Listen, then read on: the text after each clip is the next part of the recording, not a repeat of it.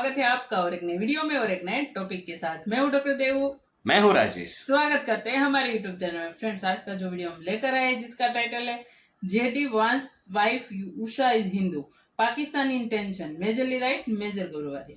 पाकिस्तान तो हर एक जगह पे टेंशन में आएगा और क्यों आएगा इस वीडियो में पता चलेगा। लास्ट में मैं आपसे जरूर बात करेंगे दोस्तों, वीडियो लास्ट तक जरूर देखना। आशा करेंगे पसंद आएगा और दोस्तों पसंद आए ना तो प्लीज वीडियो को लाइक कर दीजिए, शेयर कर दीजिए और चैनल पर पहली बार आए तो साथ में सब्सक्राइब भी कर दीजिए। चलिए स्टार्ट करते। जय हिंद दोस्तों, मैं हूं मेजर गौरवारी और आप देख रहे हैं मेजरली राइट।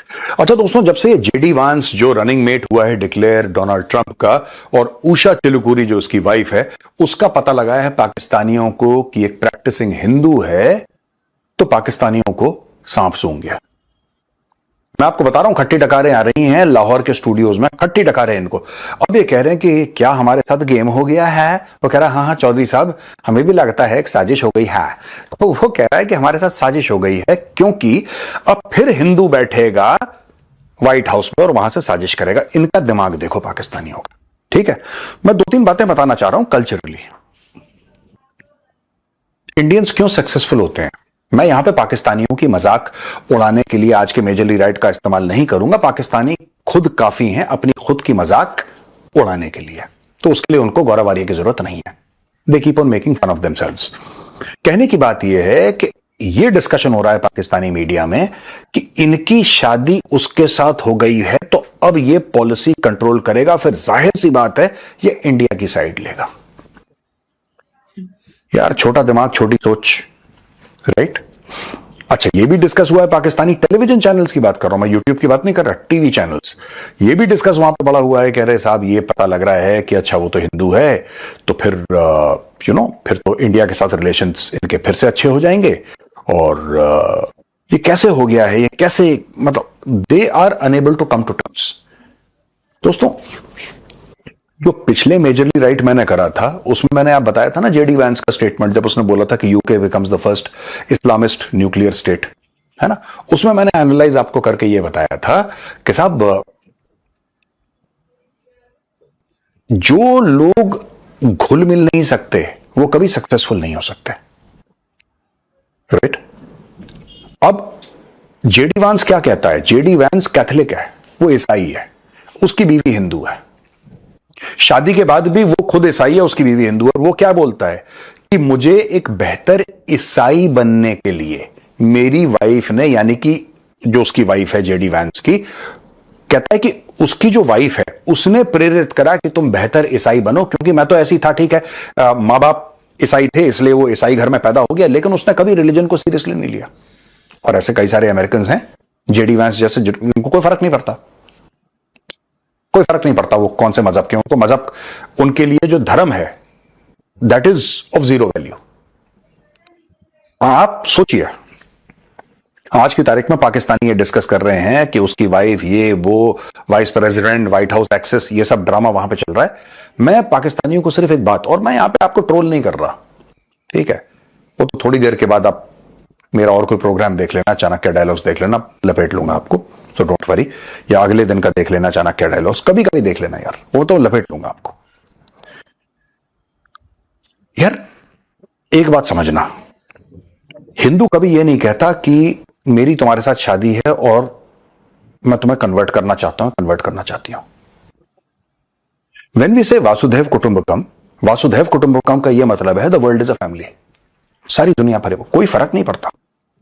दोस्तों, जेडी वांस और उषा चिलुकुरी, ये लोग येल में, येल लॉ स्कूल में देवर क्लासमेट्स, ठीक है। और इनकी जब शादी हुई तो ठीक है, जाहिर सी बात है चर्च में हुई होगी शादी, लेकिन एक इनकी शादी हिंदू रीति रिवाज। अच्छा, यहां पे इतना डिस्कशन नहीं हो रहा है। पाकिस्तानियों को बड़ा प्रॉब्लम हो रही है लाहौर में बैठे बैठे कि हिंदू रीति रिवाज से इनकी शादी हो गई, इसका मतलब यह है, इसका मतलब ये हो कि, तो फिर क्या लग रहा है चौधरी साहब कि ऐसी फंस गए हैं क्या? हाँ जी हाँ, फंस गए हैं, लगता है फिर से साजिश हो गई है। ये चक्कर चल रहे हैं वहां पे पाकिस्तान में भाई। अच्छा, anyway, coming back to the point, ये जेडी वांस कहता है कि दिस लेडी, यानी कि इसकी वाइफ उषा ने उसकी मदद करी बेहतर क्रिश्चियन, वो उषा उसको क्रिश्चियनिटी की ओर ले गई, उषा उसको हिंदुइज्म की ओर नहीं ले गई कि नहीं तुम्हारा नाम जेडी वांस है, अब तुम अपना नाम जेडी से जगदीश कर दो। नो, नहीं बोला उसने ऐसा। उसने बोला कि तुम ईसाई घर में पैदा हुए हो, हां, अगर तुम ईसाई घर में पैदा हुए हो तुम एक बेहतर ईसाई बनो।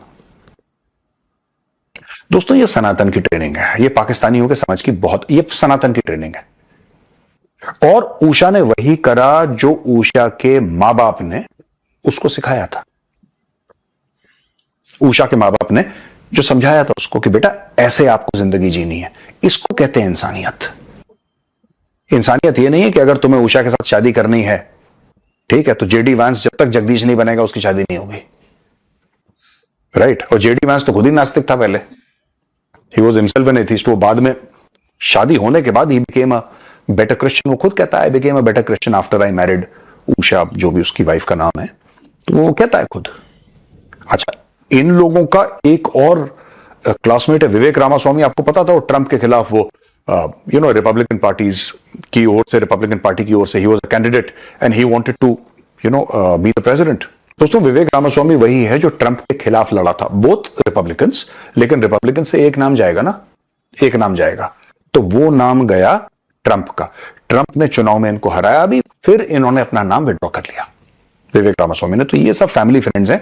और मैं आपको एक बात बताऊं, ये लोग इतने क्लोज फ्रेंड्स हैं, अब मुझे नहीं पता कि ये संजोग है या क्या है, मुझे नहीं पता, लेकिन जेडी वैंस और उषा के 3 बच्चे हैं और उनमें से जो एक उनका बेटा है उसका नाम भी विवेक है। उनके एक बेटे का नाम विवेक है। तो दोस्तों ये मैंने सोचा आज ये डिस्कस करूं थोड़ा सा ना जियोपॉलिटिक्स से हटके और थोड़ा सा इन सब चीजों से हटके बताऊं कि मुझे इतना अच्छा लगा ये सुन के कि जो उषा थी, she did not attempt to change her husband and her husband did not attempt to change her.